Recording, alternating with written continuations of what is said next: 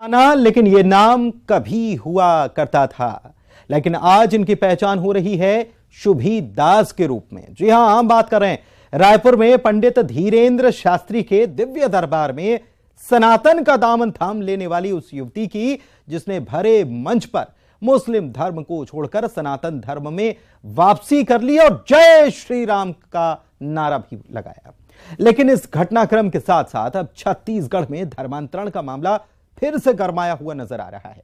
वहीं बागेश्वर सरकार के नाम से पहचाने जाने वाले धीरेन्द्र शास्त्री के दरबार को लेकर अब भी यह चर्चा जोरों पर है कि अंधविश्वास को बढ़ावा है, लेकिन पंडित शास्त्री के पक्ष में खड़े होने वालों की भी कमी नहीं है। कोई इसमें आस्था जता रहा है, कोई कह रहा है कि पंडित शास्त्री ने कभी यह दावा ही नहीं किया कि उनके पास कोई शक्ति है।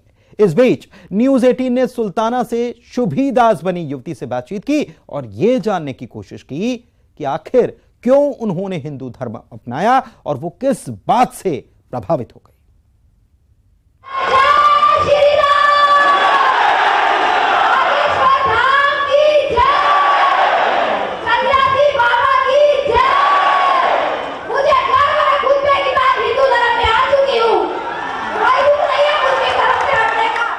नमस्कार, स्वागत है आपका। मैं हूं अभिषेक शुक्ल। खास पेशकश में स्वागत है आपका। छत्तीसगढ़ या कहा जाए देश या बल्कि कहा जाए दुनिया में इस वक्त चर्चा है बागेश्वर धाम की, धीरेन्द्र शास्त्री की। राजधानी रायपुर में इस वक्त उनका प्रवचन चल रहा है, दरबार चल रहा है और इस दरबार की चर्चा पूरे देश दुनिया में हो रही है। चर्चा इसलिए भी क्योंकि उनके दिव्य दरबार को लेकर बहुत सारे सवाल उठाए जा रहे हैं। अभी 2 दिन पहले मंच पर अचानक से धर्म वापसी या हिंदू धर्म स्वीकार करने की भी चर्चा हुई। मंच पर पहुंची थी सुल्ताना, जो कि बिलासपुर की ही हैं, मुस्लिम है, और उन्होंने मंच से जय श्री राम के नारे लगाते हुए सनातन धर्म को स्वीकार किया। उसके बाद से बहुत सारी चर्चाएं होने लगी कि क्या किसी प्रकार के दबाव में वहां पर स्वीकार किया सुल्ताना ने, जो कि अब शुभी हो गई हैं, क्या प्लांटेड स्टोरी थी। बहुत सारे सवाल थे लोगों के जहन में, तो हमने उन सवालों के जवाब तलाशने की कोशिश की और सुल्ताना को लेकर आए न्यूज 18 के स्टूडियो में। जी हाँ, न्यूज 18 के स्टूडियो में सवाल आपके होंगे, जवाब सुल्ताना के होंगे और पूरी जो कंट्रोवर्सी है या जो भी आपके जहन में सवाल है, कोशिश करेंगे हम कि उन सवालों के जवाब ले लिए जाए, ताकि सब कुछ क्लियर हो जाए कि आखिरकार सुल्ताना, जो कि अब शुभी हो गई है, उस मंच तक पहुंची कैसे, क्या उनका बैकग्राउंड है, क्यों उन्होंने सनातन धर्म को स्वीकार करने का जिक्र किया, स्वीकार किया और मंच से जय श्री राम के नारे लगाए। बहुत स्वागत करते हैं सुल्ताना, जो कि अब शुभी दासी हो गई है। बहुत स्वागत है शुभी आपका। साथ में मेरी सहयोगी ममता भी जुड़ रही हैं। बहुत स्वागत करता हूं सुल्ताना, यानी अब शुभी, आपका बहुत बहुत स्वागत है। सबसे पहले मैं जानना चाहूंगा, मंच पर उस दिन आप पहुंची थी और अचानक से सनातन धर्म स्वीकार करने की बात आपने कही, क्या इसके पीछे वजह है? कैसे आपके दिमाग में आया कि सनातन धर्म में आना है? दिमाग में तो बहुत पहले से ही था। पूजा वगैरह तो मैं पहले से ही करती थी। घर वालों से छुप के जब भी मौका मिला, सहेलियों के साथ कहीं घूमने गई, जो मंदिर मिला अगर राधा कृष्ण का, तो मैं चली जाती थी, चुप प्रणाम भी करती थी। कई लोग मुझे टोकते भी थे कि तू मुस्लिम है, मुस्लिम लोग मंदिर के अंदर जाते ही नहीं है, क्यों जाना, मूर्ति को क्या प्रणाम करना, उसको तो खुद लोग अपने हाथों से बना रहे हैं, भगवान को ही अपने हाथ से थोड़ी नहीं बनाता है इंसान, ये सब बोलते थे। मैं किसी बात पर ध्यान नहीं दी। शुरू से ही मतलब कृष्ण जी के तरफ मेरा लगाव रहा है और वही लगाव रहा, और लगाव बढ़ते बढ़ते बढ़ते बढ़ते अच्छा खासा लगाव हो गया। और फिर पूजा पाठ भी, मैं घर से अलग हूँ सालों से और पूजा पाठ वगैरह करती रही हूँ। यही है कि कृष्ण जी को बहुत ज़्यादा मानती हूँ। कृष्ण जी को आप मानती हैं, आप बता रही हैं, तो कहाँ से ये प्रेरणा मिली, कैसे ये कहानी शुरू हुई, कब से आप कृष्ण जी को मानने लगी, कैसे इस तरफ झुकाव हुआ? देखिए, कृष्ण जी के बारे में पहले सुनती भी थी लोगों से, नॉर्मली अपनी सहेलियों से इधर उधर बातें होती थी हिंदू धर्म के बारे में खासकर। तो ये पता चला कि वो हमेशा न्याय के लिए लड़े हैं, सही चीज़ के लिए लड़े हैं और सत्य ही बोलते थे। एक उनसे ये भी सीख मिली। और इंसानियत जिसको बोलते हैं, कृष्ण जी से मैंने इंसानियत की परिभाषा सीखी है। भले बोलो तो मैं सुन के बोलूँ या नेशनल टीवी में सीरियल आता था कृष्णा, उसको देख के समझी, दोनों ही कारण है समझने के। लेकिन मुझे इंसानियत की जो भावना है कि इंसानों से कोई छुआछूत नहीं करना चाहिए, प्रेम भावना रखना चाहिए, सब मैंने कृष्ण जी से जानी। उनके बचपन में जन्म कैसे हुआ, क्यों हुआ, सब रीज़न, और कैसे कैसे वो अपने बाल रूप तक गए और कितनी उन्होंने लीलाएं करी, कितनी उन्होंने असहाय लोगों की मदद करी, ये सब देख समझ के मेरे मन में उनके लिए एकदम ज़्यादा छवि बैठ गई। तो फिर क्या उनके जन्मस्थली तक आप पहुंची, आपने बताया कि ठाकुर जी को भी लेकर आई थी। हाँ, कैसे ये वाकया था, कहाँ गई, कैसे लेकर आई? नहीं, जन्मस्थली तो मैं अभी गई थी 2 महीने पहले, लेकिन पूजा तो उनकी मैं बहुत दिन से कर रही हूँ, पिछले 8 साल से ज्यादा हो रहे होंगे लगभग। अच्छा। जन्माष्टमी का हर साल फास्ट करती हूँ और रात के 12 बजे पूजा करके झूला वूला झूला के फास्ट भी खोलती हूँ। और जब ये जन्मभूमि गई मैं भी 2 महीने पहले, 2-3 महीने हो गए, तो वहां से मैंने लड्डू गोपाल खरीदा, जन्मभूमि से ही उसकी पूजा करवाई पंडित जी से, कारावास में जहाँ जन्मे थे वहां से लाके फिर अपने घर पे स्थापित किया मैंने। और उनकी अभी तीनों टाइम नहा के, उनको छोटे बच्चे के जैसे सुबह से मैं जब नहा लेती हूँ, मेरा घर का काम हो जाता है, हनुमान चालीसा पढ़ते पढ़ते सुनते सुनते मैं काम करती हूँ। मैं गाने वाने नहीं सुनती, फिल्मी गाने, मैं हनुमान चालीसा या कृष्ण जी के भजन, कथा, यही सब चलता है मेरे पास। जब भी फ्री रहती हूँ तो यही सुनती हूँ, तो मैं वही सब सुनते सुनते काम में लग जाती हूँ। मेरे दिनचर्या के काम भी हो जाते हैं, मेरा मन भी शुद्ध हो जाता है, भगवान की कथा भजन से वातावरण भी शुद्ध हो जाता है और एक तरह का पुण्य भी पा लेती हूँ। अब मुस्लिम समुदाय से है, मुस्लिम धर्म से है, जब आप ये पूजा पाठ कर रही थी तब क्या किसी ने विरोध नहीं किया कि आप मुस्लिम? घर में पता ही नहीं था। अच्छा। मन में देखो, मन में भज याद करती थी, शो अप नहीं किया मैंने घर पे। लेकिन जब घर छोड़ दी ये सोच के कि मेरे को मुस्लिम समाज से हिंदू समाज में जाना है, क्योंकि मेरी लगन ही थी उसी में। मैं नमाज वगैरह तो पढ़ती नहीं थी घर पे, घर वाले लोग बोलते थे, चिल्लाते थे, ना नमाज पढ़ती थी, ना कुरान, ना रोजे, कुछ नहीं, किसी में मेरा रुचि नहीं था दिल से। अच्छा। झूठ नहीं बोलूंगी, 1-2 बार मैंने नमाज पढ़ा भी है तो घर वालों के प्रेशर में पढ़ा, पढ़ो पढ़ो करके जिद करने लगे, डांटने लगे तो पढ़ा मैंने। कुरान शरीफ मैंने पूरा पढ़ा है। अच्छा। 30 सूरे जो होते हैं कुरान शरीफ में वो पूरे मैंने पढ़े हैं, खत्म कर दिए हैं पढ़ के। लेकिन आज की डेट में पूछेंगे कि कुरान शरीफ से तुम क्या सीखी, मैं 0 हूँ उसके लिए, क्योंकि वो भाषा अलग थी। हिंदी में होती तो शायद दिमाग में आता, तो वो मैंने एक पवित्र किताब समझ के पढ़ लिया बस। और मुझे लगता है शायद आज की डेट में बहुत कम मुस्लिमों को कुरान शरीफ का A to Z नॉलेज होगा, क्योंकि उसकी भाषा ही अलग है। हम सिर्फ पढ़ते हैं लेकिन उसका मीनिंग तो हमको पता ही नहीं है, तो हम कैसे बताएं कि क्या लिखा है। तो परिवार से छुप कर आप पूजा करती रही? हाँ, मंदिर जाती थी, पूजा नहीं, प्रणाम वगैरह करती थी जी। हाँ, प्रसाद वगैरह तो मैं खा लेती थी। हमारे परिवार में तो प्रसाद वगैरह नहीं लेते, नहीं ग्रहण नहीं करते, लेकिन मैं खा लेती थी। अब मंत्र भी आप पढ़ती हैं? हाँ, हनुमान चालीसा मुझे पूरा याद है। कुछ अगर आप सुनाना चाहें? हाँ बिल्कुल सुना सकते हैं। शनि जी का श्लोक सुना देती हूँ मैं जी। श्री गणेशाय नमः। कोणस्थ पिंगलो बभ्रु कृष्णो रद्रंतकोयमः सौरी शनिश्चरो मंदा पिप्लाश्रय संस्थितः एतानि शनि नमानि जपे शनिधः शनिचर किदां पीड़ां न कदापि भवेति ध्वजनि धामनि च कंकाली कलह प्रिया कंटकी कलहि चासा तुरंगी महिषी आजा शनि नमानि पत्नी नामेतानि सज्जपन पुमान दुखानि नाश्यत्तम सौभाग्यम वर्धते सुखम। ओम शम शनचराय नमः। ओम सूर्यपुत्रो दीर्घदेहि विशालक्ष शिवपुर्य मंदाचारा प्रसन्नात्मा पीड़म हर्तु मे शनि। ओम नीलांजनम समाभासम रविपुत्रम यमगर्जम छाया मर्तंडस्थं भूतं तम नमामि शनिश्चरम। ओम शिवाग्नि विकरक्षणाय सपतु सूर्यः संवत् त्वर अपस्निधः। ओम प्रां प्रीं प्रों श्री शनिये नमः। ओम देवीर्भीष्टे आपु भवन्तु पित्ये भीस्रवन्तु न। ओम प्रां प्रीं प्रों श्री शनिये नमः। तो शुभी, ये जो मंत्र आपने पढ़े बड़े आश्चर्य की बात है, इतना फ्लो में तो शायद रोज पूजा करने वाला भी नहीं पढ़ पाता होगा। ये सारे मंत्र आपने बिना दबाव के सीखे? हाँ, मैंने पहले शनि जी का एक बुक था श्लोक का, वो मैंने खरीदा था, उसी को पढ़ते पढ़ते पढ़ते पढ़ते फिर पूरा याद हो गया कंठस्थ। हनुमान चालीसा भी पहले मुझे याद नहीं था, देख के पढ़ती थी, फिर धीरे धीरे करके वो भी पूरा याद हो गया। और ये पढ़ते मुझे 7-8 साल हो गए हैं पढ़ते। लक्ष्मी जी की स्तुति भी आती है, वो हिंदी में है, वो भी आती है मुझे। अगर 2 लाइन उसकी भी आप ठीक है, बिल्कुल। महादेवी महालक्ष्मी नमस्ते दुभंजनी श्रेया प्राप्ति निमित्ताय महालक्ष्मी नमाम्यहं पतितो द्वारिणी देवी नमाम्यहं पुनः पुनः देवास्त्वं शत्रुवन्ति शस्त्राणि च मरुमु देवास्त्वं प्राणवन्ति लक्ष्मी देवी नमस्ते नमस्ते महालक्ष्मी नमस्ते दुभंजनी मुक्ति मुक्ति न लभ्यते महादेवी ते कृपा विना सुख सौभाग्यं न प्राप्नोति पथ लक्ष्मी न विद्यते न तत्फलं समाप्नोति महालक्ष्मी नमाम्यहं विधेहि देवी कल्याणं विधेहि परमां श्रियं विद्यावन्तं यशस्वन्तं लक्ष्मणं जनं कुरु अचिन्त्य रूपचरिते सरस्वती नमस्ते तु महामाया सरस्वप्रदायिनी नमाम्यहं महालक्ष्मी नमाम्यहं सुरेश्वरी नमाम्यहं जगद्धात्री नमाम्यहं परमेश्वरी। गजब का फ्लो आपका, बहुत गजब का फ्लो है वाकई में। और ये 1-2 दिन की बात नहीं लगती किसी की भी, जैसा आप बता रही है 8 वर्षों से आप लगातार पूजा पाठ कर रही हैं। ममता, जब मंच पर सुल्ताना जो उस समय थी, जो शुभी हो गई हैं, पहुंची थी और उन्होंने सनातन धर्म में प्रवेश की बात कही थी, उसके बाद बहुत सारी बातें शुरू हो गई थी, आप बता रही थी। क्या बातें शुरू हुई थी, क्या चर्चाएं हो रही थी? देखिए, जाहिर तौर पर जब इस तरह के आयोजन होते हैं तो ये सवाल भी उठता है, और जब इस तरह से अचानक लोग पहुंचते हैं तो क्या ये सब कुछ प्लांटेड है।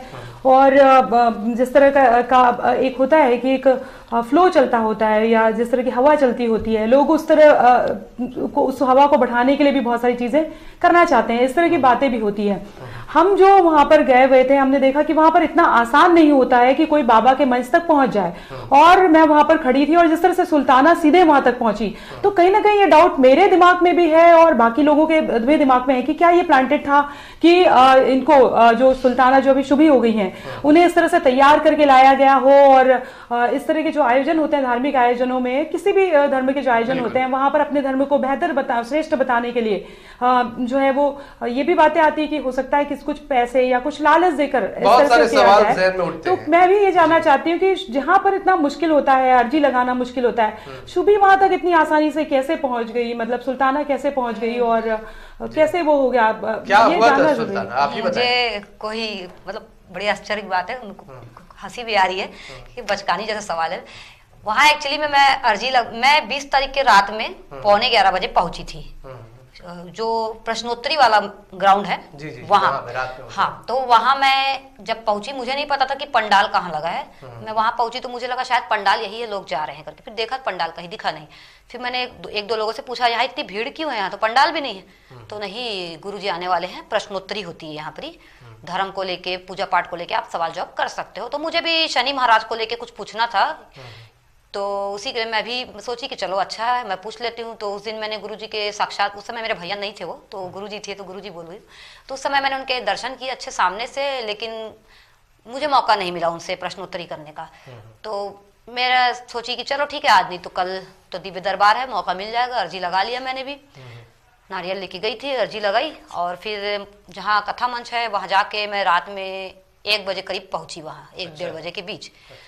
तीसरे नंबर के पंडाल में थी मैं। तो वहाँ मैं जैसे तैसे रात गुजारी, नींद तो आई नहीं, इतने भीड़ में जगह भी नहीं थी, हल्की फुल्की नींद जैसे तैसे 1-2 घंटे की काटी।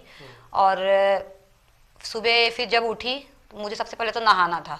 अब नहाने के लिए मैं परेशान हुई, तो नहाने का कोई मेरे को साधन दिखा नहीं। मैं सुलभ गई पास के, तो वहाँ नहाना और नहीं नहाना एक दिखा। क्यों? वही लेडी से नहा रही है, वही हैंड वॉश किया जा रहा है। तो मैं सोची इससे अच्छा है कि मैं गंगा जल ही छिड़क लूं। गंगा जल लेके गई थी मैं दिमाग से, क्योंकि मेरे को पता है वो शुद्धि होती है उससे। तो मैं नहाई नहीं, हाथ पैर धोई, आ गई पंडाल के अंदर, अपने आप को गंगा जल छिड़क के पवित्र कर लिया मैंने, माफी मांग लिया भगवान से। अब आई अर्जी की पारी, तो अर्जी में तो मेरा नाम ही नहीं आया। मैं सोची अब आएगा नाम, अब आएगा। मेरे को उस समय ये लगा कि मैं कान्हा जी की इतनी भक्त हूँ, कान्हा जी को मैंने आज तक जो भी काम बोला है मेरा हुआ है। ये मेरे साथ फैक्ट है, एक चीज बता रही हूँ। किसी भी काम के पहले मैं उनसे प्रार्थना करती हूँ दिल से। इसके 2-3 और चमत्कार हुए हैं मेरे साथ, मैं बताऊंगी। तो मेरा काम हुआ है, तो मैं उनसे अच्छा प्रार्थना करके गई थी। और एक चीज मैं बताना चाहूंगी, जब मैं घर से निकली थी जिस दिन 20 तारीख के रात में, बढ़िया मन से जैसे पूजा करती हूँ करी थी मैं, सुंदरकांड भी पढ़ी, बागेश्वर धाम का मंत्र भी जाप की। मैंने एक नारियल जो लेके गई थी, उसमें मैंने लाल कलर के सिंदूर से राम लिखा था, राम भगवान का नाम। और बालाजी तो हनुमान जी हैं, तो हनुमान जी राम नाम को कभी डूबने नहीं दे सकते, चाहे वो युग कोई भी हो। ये मतलब विश्वास से मैंने राम नाम लिखा, वो भी सिंदूर से, और उसको ही लेके गई थी अर्जी लगाने। और उसी को लेके बैठी थी मैं अर्जी में दिव्य दरबार में 21 तारीख के। जब दिव्य दरबार मतलब आए, भैया आए, शुरू हुआ, मैं सोची अब आएगी मेरी पारी, अब आएगी, अब आएगी, लेकिन मेरा पारी आया नहीं। फिर प्रेत दरबार चालू हो गया, भूत प्रेत वाला। तो मैं समझ गई अब तो होगा ही नहीं अर्जी वाला काम, क्योंकि अब प्रेत दरबार आ गया, लास्ट आ गया, इतनी देर में नहीं आया तो अब क्या होगा। मेरा मन थोड़ा टूटा, लेकिन मेरे को अपनी कृष्ण भगवान पे पूरा भरोसा था। पहले मैंने उनको बोला कि हे कान्हा जी, इतना भक्ति करती हूँ, मन से करती हूँ, तो आप मेरी भक्ति की लाज नहीं रखोगे? ऐसा करके मैंने अपने मन में बोला उनको। उसके बाद में मैं ये भी बोली कि बागेश्वर धाम के जो है हनुमान जी, उनको भी मैंने कहा कि अगर आप साक्षात हो वहां विराजमान, जैसी दिव्य शक्ति आपने गुरु जी को दिए हो, दिखता है वो सच है, सत्य है। और अगर सन्यासी बाबा भी सत्य है जो है वहां विराजमान, तो अगर ये सब कुछ सत्य है तो आज मेरे साथ अर्जी लगा दो और कुछ ऐसा कर दो मेरे साथ कि मेरी आस्था और अटूट हो जाए। ये बोल के मैं बैठ गई और रो रही थी मैं, मेरे आंख में आंसू आ चुके थे बहुत देर तक। तो उसके बाद में जब सब कुछ होने लगा तो लास्ट में अनाउंस हुआ कि 4 लोग उड़ीसा से आए हैं जो अपने हिंदू धर्म से शायद ईसाई धर्म में गए थे, वापस अपने हिंदू धर्म में। तो वो सुन के मेरा दिमाग बोला कि कोशिश करने में क्या जाता है। तो मैंने वहां पर एक पुलिस कर्मचारी थे, उनको बोला कि भैया मैं मुस्लिम हूँ, बाकी मैं पूजा पाठ सालों से कर रही हूँ, लेकिन दुनिया नहीं जानती इस चीज़ को। और मुझे कोई अच्छा गुरु भी नहीं मिला, मेरे को किसी के ऊपर भरोसा नहीं होता, गुरु बाबा के ऊपर। मैं खुद ढोंगी पाखंडी लग समझती हूँ। तो पता नहीं क्यों इनके ऊपर मेरे को भरोसा हो गया है। तो आपसे हाथ जोड़ के विनती है, आप थोड़ा सा समिति वालों को बता दो, मैंने ये कहा। अब प्रेत दरबार चालू था उस समय, तो पूरी जो लाइनें थी वो तो पूरी पैक थी, ब्लॉक हो गई थी प्रेतों से। अच्छा। तो मैं जा तो सकती नहीं थी, ना मंच तक जाने का परमिशन था। तो फिर उन्होंने समिति के एक भैया को बोला, तो वो समिति वाले ने कहा कि आप आओ जैसे तैसे, मैं आपको लेके चलता हूँ। अच्छा। हाँ, ना मैं समिति वाले को जानती हूँ, ना मैं पुलिस वाले को जानती हूँ, अनजान है दोनों। फिर उसने मेरे को कहा जल्दी चलो करके, वो दौड़ता जल्दी स्पीड से गया, पब्लिक हटा के वो रास्ते से, और उसके पीछे पीछे मैं भी स्पीड से गई, क्योंकि लास्ट आ गया था ना, गुरुजी जाने वाले थे। फिर वहां गई तो मीडिया मेरे को उसको बोली क्या हो गया करके, तो वो बोले कि ये मुस्लिम है, ये अपना समाज में आई, मतलब पूजा पाठ वाली है, तो आना चाहती है ऐसा करके। तो मीडिया वालों ने घेरा। फिर जैसे तैसे वो भैया के साथ रहते हैं, नरेंद्र गुरुजी एक है, नरेंद्र गुरुजी, उनके साथ रहते हैं जो भैया के साथ, तो उनके कान में डाली बात। तो फिर उन्होंने भैया के कान में डाली बात, तो फिर भैया ने मेरे को, और फिर मंच में जो कुछ हुआ वो सबने वहां पर देखा। हाँ जी। परिवार उसके बाद क्या किसी प्रकार का और कोई दबाव आया, या परिवार में कुछ नहीं, परिवार से तो अभी परिवार से इस मैटर में कोई बात हुई नहीं है बिल्कुल भी, और ना ही किसी का दबाव भरा मेरे पास अभी तक के फोन आया है, नहीं आया है। आपने कहा कि किसी को पसंद करती हैं, वो हिंदू है। हाँ, मैं उनका चर्चा नहीं करना चाहती अभी। देखो, पसंद ना पसंद तो अपने ऊपर है, अब वो तो भगवान की मर्जी है, होता है कि नहीं होता है, नसीब में होगा तो हो जाएगा, नहीं होगा तो नहीं होगा, उसमें हम क्या कर सकते हैं। बाकी अपने तरफ से तो मैं कोशिश में यही हूँ कि जिसको पसंद करती हूँ वो मेरे को मिल जाए। और मैं चाहती भी थी मन से कि मेरा नाम सा से हो। अच्छा। क्योंकि ये कुंभ राशि होता है सा से, तो सा कुंभ राशि मेरे लिए शुभ है, इसीलिए मैं चाहती थी कि सा से ही नाम हो। और भैया पता नहीं कैसे उन्होंने, एकदम ताजुब की बात है कि उन्होंने मेरे को शुभ ही नाम दे दिया सा से ही, तो मेरे लिए एक चमत्कार ही है जी। मतलब ये जो आप इन्होंने बताया, हालांकि ये उसको कह रही कि बहुत ज़्यादा डिस्क्लोज नहीं करना चाहती, लेकिन जिस वक्त ये वहाँ पर आई और उन्होंने मंच से भी कहा था कि मैं किसी को पसंद करती हूँ और वो हिंदू है, बाल गोपाल वाली भी बात कही थी, तब भी ये एक सवाल उठा। सवाल ये भी उठा कि शायद सुल्ताना का किसी हिंदू से शादी करना उतना आसान नहीं होगा, तो शायद दूसरा आसान रास्ता हो सकता है कि आप जो है इस तरीके से धर्म परिवर्तन कर सकते हैं। मैं सुल्ताना से जानना चाहूंगी, क्योंकि ये सवाल उठ रहे हैं, क्या ये भी एक कारण है कि सुल्ताना जो है वो शुभी बनने के लिए इसलिए तैयार हो गई कि आगे जो उनका जो भी वो चाहती हैं, जो जैसा वो जीवन चाहती हैं, जिनके साथ जीवन साथी जिनको बनाना चाहती हैं, उनके साथ रास्ता आसान हो जाए? नहीं, मैं आपको एक बात सच बताऊं, मैंने लव मैरिज की थी। लव मैरिज के चक्कर में मैं घर छोड़ी, वो हिंदू ही था। अच्छा। अगर ये बात है तो फिर वो तो पहले की बात हो गई। फिर मैं तो हिंदू से शादी की थी ना। अच्छा। लेकिन लड़का जो था उसने मतलब गलत दोस्ती पकड़ ली, गलत लाइन में गया, मुझे खर्चे पानी के लिए पैसे वैसे नहीं देता था, तो मुझे उसके साथ हो के भी तरह तरह के काम करने लगे पड़े। कभी किसी घर में जाके खाना बनाने का काम करना पड़ा, कभी छत्तीसगढ़ी कार्यक्रम में जाना पड़ा, ऐसे करके मैं अपने खर्चे निकालती थी। ड्रिंक में पड़ गया था, लड़कीबाजी करने लग गया था, इसी वजह से हम अलग हो गए। तो अगर ऐसा होता तो मेरे घर वाले मुझे ऑप्शन बीच में और दिए थे, वापस आ जा, अपने समाज में कर देते। लेकिन मैं एक सवाल करती हूँ, जब मेरा मन ही नहीं है नमाज पढ़ने के लिए, तो मैं उस धर्म में कैसे चली जाऊँ? क्या मेरे को उस धर्म के लोग बोलेंगे हमारे धर्म में आ जा तू? जब आपकी पहली शादी हुई तब आपने धर्म परिवर्तन नहीं किया था? हाँ, मन से पूजा पाठ तो करती थी पहले वहाँ, लेकिन जब वहाँ गई तो मैंने साक्षात चालू कर दिया, प्रैक्टिकली पूजा करना जिसको बोलते हैं। अच्छा। तो मेरे को एक अच्छे गुरु की तलाश थी, कोई अच्छा मेरे को मिले जिसका हाथ हो सिर पे, जो सही रास्ता बताए, सही चीज का मेरे को वो दे। तो मेरे को अभी तक के किसी के ऊपर भी भरोसा क्या बातचीत हुई आपकी वहां पर? अब 2 बार मंच पर उनसे मुलाकात कर चुकी हैं, राखी भी आपने बांधी। हाँ, क्या आपको बातचीत के दौरान लगा पंडित धीरेन्द्र शास्त्री, जो कि जिनको आप अब भाई मान रही हैं, नाम भी जो बदला है उस पर, जो नाम भी आपका रखा गया है, तो नाम क्या किसका? शुभी दासी रखा है उन्होंने नाम। दासी का मतलब है कि वो बोले कि तुम ठाकुर जी की बहुत अच्छी भक्त हो, बहुत सेवा करती हो उनकी, तो तुम उनकी दासी हो, इसलिए तुमको दासी सरनेम दिया गया। और शुभी इसलिए कि तुम बहुत ही ज्यादा शुभ लड़की हो, इसलिए तुमको शुभी नाम दिया गया। भाई भी आपने बनाया हो? हाँ, भाई बना लिया मैंने। बातचीत भी आपने की और हाँ। भी कुछ आश्वासन मिला? उन्होंने कहा मैं आपके साथ रहूंगा हमेशा? हाँ, वो बोले हैं कि कोई रहे ना रहे, तुम्हारा साथ दे ना दे, मैं हमेशा तुम्हारे साथ हूँ। शुभी, जब भी आप इसी समाज में रहती है, इस प्रकार कोई दूसरे धर्म में जाता है, थोड़ी विवाद की स्थिति बनती है, आपने देखा होगा? हाँ, जानती हूँ। जी जी। तो क्या आने वाले समय में इन तमाम चीजों को झेलने के लिए आप तैयार हैं? देखो, डरती तो मैं किसी से, मैं डरना सीखी नहीं अपनी जिंदगी में आज तक। डर क्या होता है मेरे को नहीं पता। मैं ये जानती हूँ अगर मैं सही हूँ अपनी जगह और सच बोल रही हूँ और सही बोल रही हूँ, किसी का भला बुरा नहीं कर रही हूँ, तो भगवान मेरे साथ हमेशा थे और है और रहेंगे। एक आपने जिक्र भी किया था कि उत्तर प्रदेश भी आप बार बार जाती रही। बार बार नहीं, हाँ। गलत, सिर्फ एक बार गई हूँ। 4 दिन का ट्रेवल की, हाँ। बिना टिकट के। क्योंकि जब मैं योगी जी के बारे में चर्चा सुनी, जब योगी जी चुनाव में नहीं उतरे थे, मतलब योगी फिर जी से उनका, उत्तर प्रदेश के मुख्यमंत्री। हाँ, सीएम योगी जी है। हाँ। तो जब उनका चुनाव प्रसार चल रहा था तो उस समय उनके वीडियोस वगैरह मैंने देखी, लेकिन उनके अंदर मेरे को एक अच्छी चीज ये लगी कि उन्होंने पूरा यूपी को पहले भी सुधारा था। लगातार 5 साल से उन्होंने राज किया यूपी में, अभी भी वही है। लेकिन तो आप उनसे क्यों मिलने गई?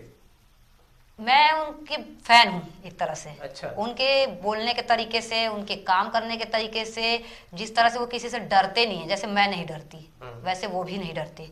वो जवाब देने में माहिर है जैसे मैं हूँ।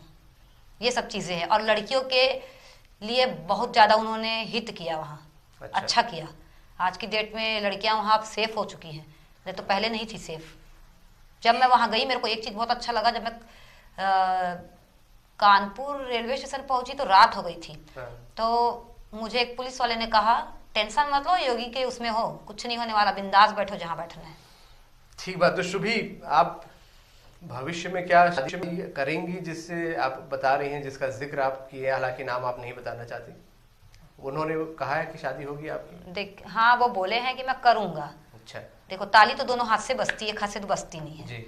वो करेंगे तो मैं बिल्कुल करूंगा। अब आगे क्या प्लान है आपका? मैं एक अच्छी सी जॉब चाहती हूँ। मेरी जॉब क्या है, चली गई है एक्चुअली में। अच्छा। हाँ, मैं 2-3 जगह जॉब कर चुकी हूँ। सबसे फर्स्ट जॉब में मुझे बुरी तरह से बदनाम किया गया कि ये डाइवोर्सी है, चालू होगी, लड़कों को फंसाती होगी। अच्छा। अकेली है तो कैसे? आप एक बात बताओ, अगर मैं अकेली हूं तो मेरा क्या खर्चा है ज्यादा?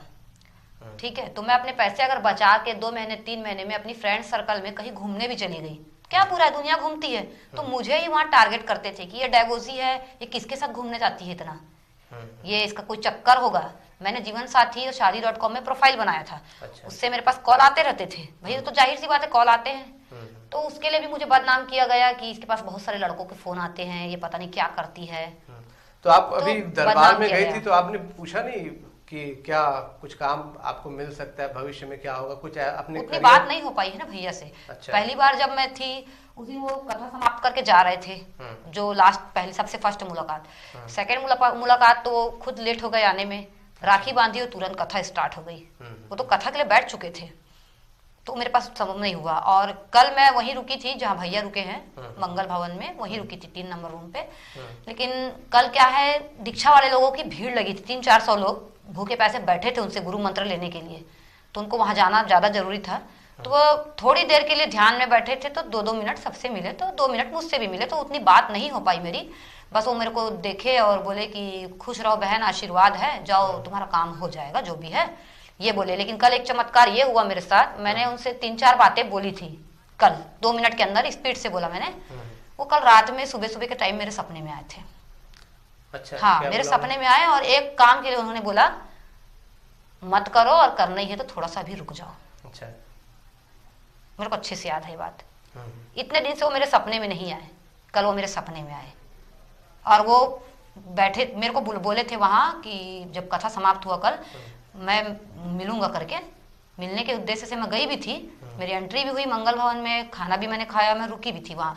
लेकिन उनके पास समय कम था, तो मुझे ऐसा पता नहीं क्यों ऐसा लगा अपने अंदर कि शायद समय कम की वजह से वो ठीक से मेरी बात पे जवाब नहीं दे पाए, तो इसलिए वो सपने में आके मेरे को आगाह किए हैं। अच्छा। मैं मानती हूँ उनके ऊपर हनुमान जी का साक्षात दिव्य चमत्कार जो होता है वो उनके माध्यम है। कोई इसमें झूठ वाली बात नहीं है, ना कोई दिखावा है, ना पाखंड है, कुछ नहीं है। जो है सो है।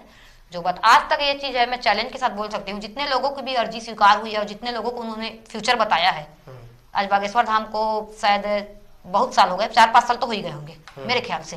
तो क्या इन 4-5 सालों में जिसको 1-2 साल का भविष्य बताया या 6 महीने का फ्यूचर बताए, एक इंसान भी आया वापस लौट के कि आपने ये बताया था तो मेरा ये काम तो हुआ ही नहीं? मैंने तो अभी तक ऐसा कोई वीडियो नहीं देखा। लेकिन मैं शुभी से एक सवाल करना चाहूँगी कि जैसे उन्होंने तो धर्म परिवर्तन किया और अभी जो मेरी लगातार उनसे बात हो रही थी वो अभी भी उस बुनियादी मुश्किल से गुजर रही है, जैसे कि रोजगार, दूसरा वो एक ये कि अकेलेपन, मतलब कि वो एक कह रही थी कि मैं मैसेज देना चाहती हूँ कि मैं अकेली नहीं हूँ, लेकिन उस असुरक्षा की भावना से तो वो गुजर रही है। जिस वक्त इन्होंने धर्म परिवर्तन किया था वहां पे उन्होंने कहा था कि मैं अकेला महसूस करती हूँ। हमने भीड़ से आवाज भी सुनी थी कि वो जो मॉब एक चिल्लाती है कि नहीं बहन हम तो हैं आपके साथ में, लेकिन जैसे ही वो प्रवचन हुआ वो मॉब कहाँ चली गई पता नहीं, और वो आज भी उसी तरह से खड़ी है। और वो जो हमारी लगातार बात है, रोजगार एक बड़ी समस्या के तौर पे है। हम देख रहे हैं वहां पर कि जो पंडित धीरेन्द्र शास्त्री है उनके पास जब लोग जाते हैं तो वो माहौल पूरा इस तरह से बनाया जा रहा है कि अगर आप वहां पर गए तो आपका सब कुछ, मतलब सब कुछ आपका सेटल हो गया है, समस्या का समाधान हो गया है। सुबह आज भी उसी तरह से जूझ रही है। सवाल हमारा ये भी है कि आपको क्या, और जो पूरा वो जो वहां पर सीनेरियो रहता है उसको लेकर ये सवाल भी उठते हैं, और कई माइंड रीडर्स के भी अभी सामने आए हैं कि वो भी इस आसानी से चीजों को बता देते हैं। तो मैं उनसे ये जानना चाहती हूँ, ममता वही कह रही है कि बहुत सारी बातें जो मंच पर हो रही थी, आपने कहा आपका तो सोल्यूशन नहीं निकला ना, मतलब जो रोजगार का सॉल्यूशन निकालेंगे आपको, आप बहुत सारी जूझना तो आपको भी पड़ेगा। मतलब जो लोग सोचते हैं कि हाँ हम मतलब कोई बाबा या फिर कोई भी पंडित है वो आपके भविष्य को सुधार सकता है, आपको नहीं लगता कि अल्टीमेटली यही है कि मनुष्य को अपने ऊपर ही अपने पुरुषार्थ पे भरोसा करना चाहिए, ज्यादा बेहतर है। कैसे समस्या का समाधान होगा? क्या आप वहां पर जाएंगी, जिनको आपने भाई बनाया वहां बोलेंगी? मैं आज जाऊंगी ना तो उनसे मिलूंगी, ये चीज को बोलूंगी कि मेरी जॉब के लिए आप कहीं बात करिए, लगवाइए अच्छी जॉब, और टाइम टू टाइम मैं घर आना जाना कर सकूं ताकि मेरा पूजा पाठ भी सही टाइम पे हो पाए। उम्मीद है आपको पूरी आस्था है उन पे। तो शुभी दासी किस तरीके से मंच तक पहुंचती हैं, कैसे सनातन धर्म स्वीकार करती है, सारी चीजों को उन्होंने क्लियर किया है, क्रिस्टल क्लियर किया है, और बताया कि पिछले 8 वर्षों से वो भगवान कृष्ण को मानती रही हैं। उनके जन्मस्थली से उनको ठाकुर जी को लेकर आती हैं, उनका कहना है वो रोज पूजा करती हैं। बहुत सी जो चर्चाएं लोगों के जहन में थी कि क्या कोई प्लांटेड स्टोरी थे, उसका भी बखूबी जवाब दिया। बहुत सारे मंत्र फ्लो में पढ़े जो शायद कोई सनातन धर्म को बचपन से मानने वाला व्यक्ति भी इस फ्लो में न पढ़ पाता हो। तो बहुत सारे सवालों के जवाब दिए, कुछ उनकी समस्याएं भी हैं जो आम लोगों की, आम महिलाओं की समस्याएं हैं कि अच्छी जिंदगी कैसे चलेगी, आने वाले वक्त में क्या होगा, क्या उनके जीवन यापन के लिए होगा। लेकिन इस दरबार में उनकी आस्था, उनका कहना है, और किसी भी प्रकार का उन पर दबाव नहीं है, और अपनी इच्छा से, अपनी मर्जी से मुस्लिम धर्म से सनातन धर्म में पहुंची हैं। उन्हीं की जुबानी, उन्हीं की कहानी हमने आप तक पहुंचाई। खास पेशकश में इतने। नमस्कार।